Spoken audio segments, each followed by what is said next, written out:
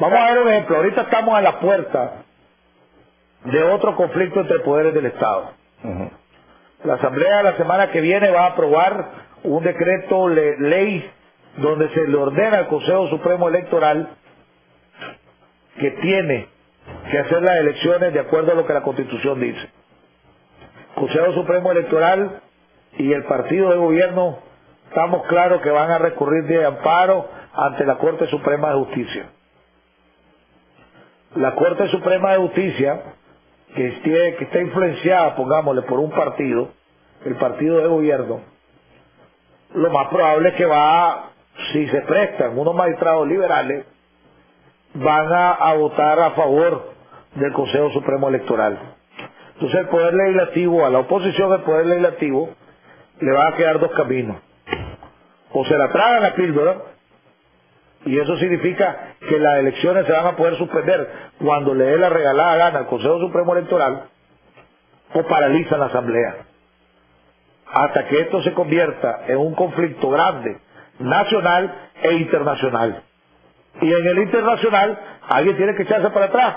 Y en el internacional, el Poder Ejecutivo es el que sale perdiendo.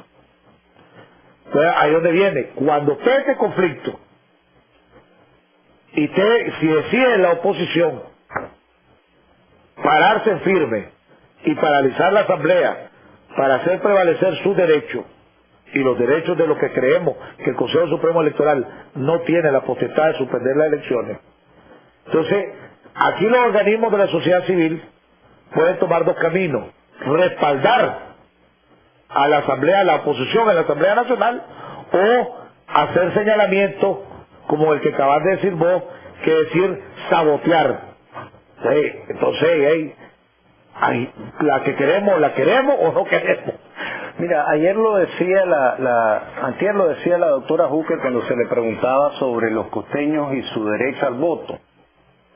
Y decía que definitivamente los costeños quieren votar y les gustaría votar en tiempo y forma, y ya como organización Ética y Transparencia su primer señalamiento es que las condiciones técnicas estaban dadas y que lo que estábamos enfrentando era una situación política que primero pasaba por un consejo regional que le quiere anular, cancelar las elecciones por dos años, y digamos poco a poco se logra llegar a que son 5 meses y todavía se está viendo por la vía legal si se logra hacer que los ciudadanos voten en tiempo y forma.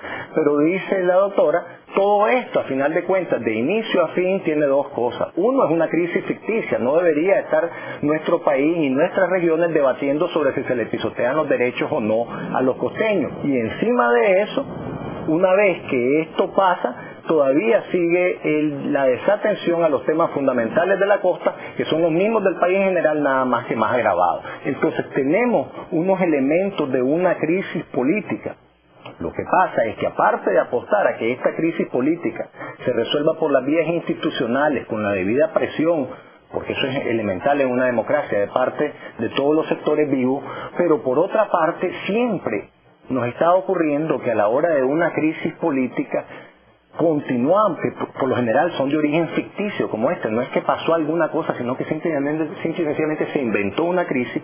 Esa crisis nos consume y nos lleva incluso al punto en el cual otras prioridades, las verdaderas de orden económico y social, son puestas a un lado. Entonces no se trata solamente de que si la Asamblea en su forcejeo político pone en desventaja al Ejecutivo al costo de que el país sufra una mayor, digamos, inestabilidad que viene a afectar la inversión que señalábamos aquí. Se trata simple y sencillamente de abordar por primera vez como oposición, también como gobierno, lo que es un verdadero plan de desarrollo, independientemente de cómo se esté ventilando esto por eso, en los foros políticos.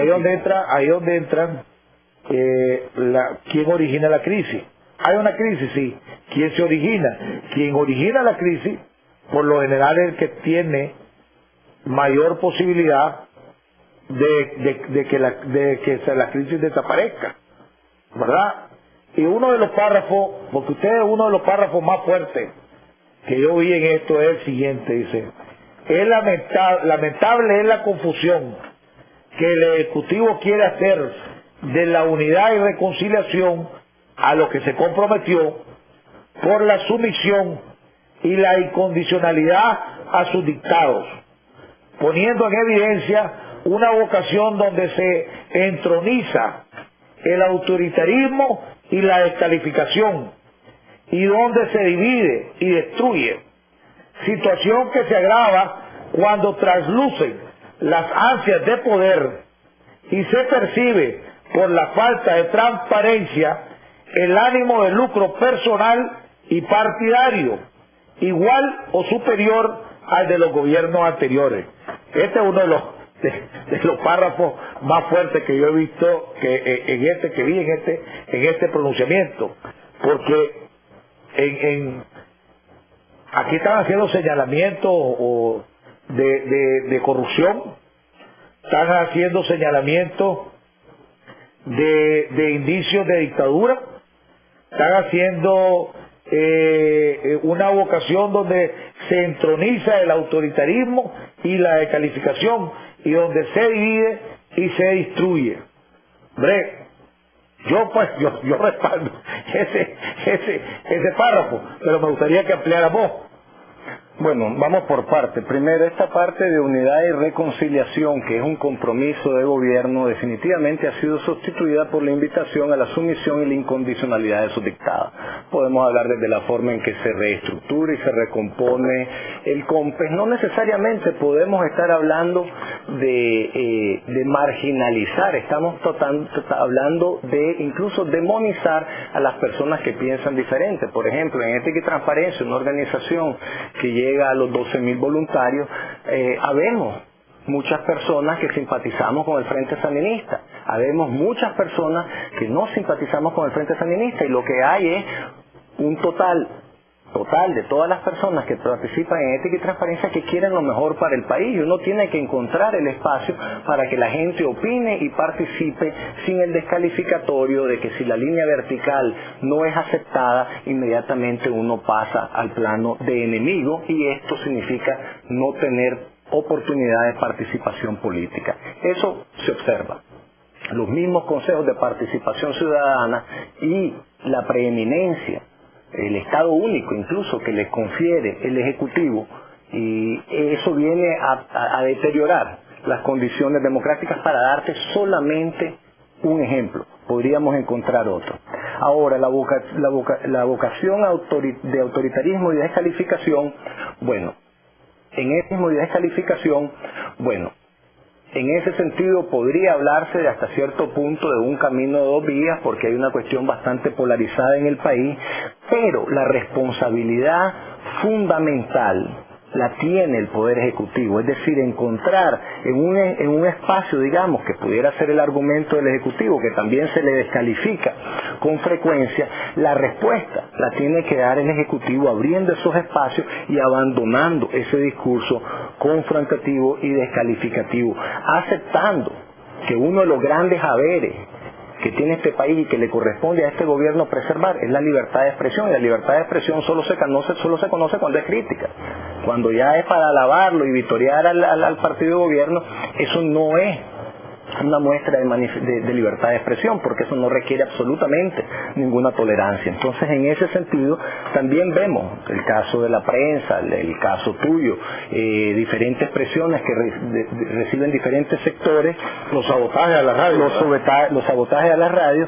En ese terreno estamos ya hablando de erosión a la principal de las libertades, que es la libertad de expresión y que es la madre de todas las otras. Estamos hablando de un tema toral, de los cuales ya estamos hablando de varios indicadores en esta conversación. Ahora, las ansias de poder ha sido un secreto a voces, y en algunos momentos el mismo Ejecutivo lo ha dicho, cuál es el miedo a la reelección.